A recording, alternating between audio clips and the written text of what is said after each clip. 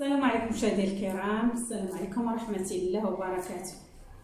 اليوم غادي نشارك معكم واحد الدواء زوين للصدر وزوين كيغسل الصدر من كاع الخابات وكاع داك البرد اللي فيه وكاع اللي عندهم الحساسيه ولا اللي عندهم شي حاجه وكيحسوا بصدرهم مزير، صدرهم مخنوق، ما قادينش يتنفسوا، ما قادينش هاد الدواء اللي غنوريكم كيغسل الصدر من كل شيء، ما يخليش فيك حتى شي حاجه، بحال تقول كدير ليطوياج للصدر، ما كيخلي لك حتى شي حاجه في الصدر، كيتغسل الصدر كيتنقى وكتولي مزيان وكتولي تقدي تنفس مزيان وتقد تشنشق الهواء مزيان وما كيبقى فيك عندك لا داك التشنجات في الصدر لا تشنجات في هنايا جيت الريتين كيتغسلوا وكيوليو زوينين. عندي هنايا هذا حرق السوس، ها هويا كلشي كاين الناس كيعرفوا حرق السوس، ها هو. وعندي الزعتر، ها هو غسلته ونقيته وغسلته مغسول، هذا ضروري خصنا نغسلوه من الغبره وداك الشيء. وعندي هنا المطايب. دابا انا غادي نعمر هذا الكاس، نعبر بهذا الكاس هذا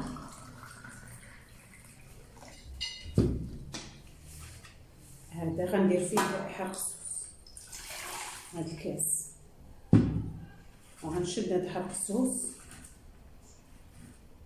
ها هو، وغادي نسيبوه هنايا في هذا الكاس ديال الماء وغادي نديه تطبخ.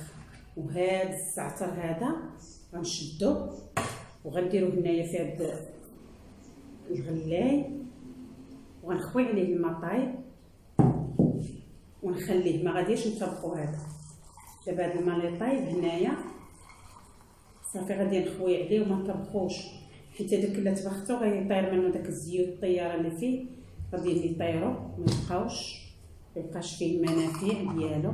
غادي نغطيه بحال ما هكا ونخليه هكا. وهذا اللي درت فيه حرق صوص غادي نوض دابا نديه نطبخو مزيان تيتطبخ مزيان وغنطلع. انا غادي نوض دابا نطبخو ونرجع عندكم. دابا هو كيتطبخ هذا حرق الصوص، درتو باش كيتطبخ مزيان في هذا الكاس ديال الماء، غيطبخ مزيان. ولينا الزعتر لا ما نطبخوش، ها هو كيطبخ وتيطبخ ونطلق. دابا كيما شفتوا هانتوما داك الكاس اللي طبخت كان عامر، طبختو تبقى فيه عام نص كاس. طبخت هذاك حرق صوص طبختو تبقى عام نص كاس، النص طبخ رمشه والنص ها هو بقى ها هو.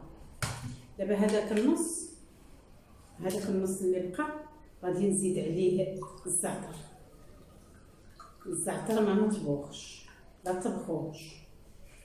دابا زدت النص ديال حرق صوص، زدت عليه النص ديال الزعتر، وهكا نشربوه بلا سكر بلا والو، بدون سكر.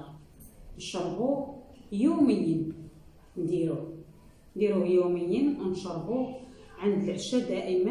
من وراء العشاء نبداو نعسو نشربوه، ولا في الصباح ولا كنتو بلا فطور ولا بالفطور ولا هذا. المهم هذا راه مزيان، نقدروا نشربوه قبل الفطور ونشربوه قبل العشاء. نشرب كاس قبل الفطور وكاس قبل العشاء.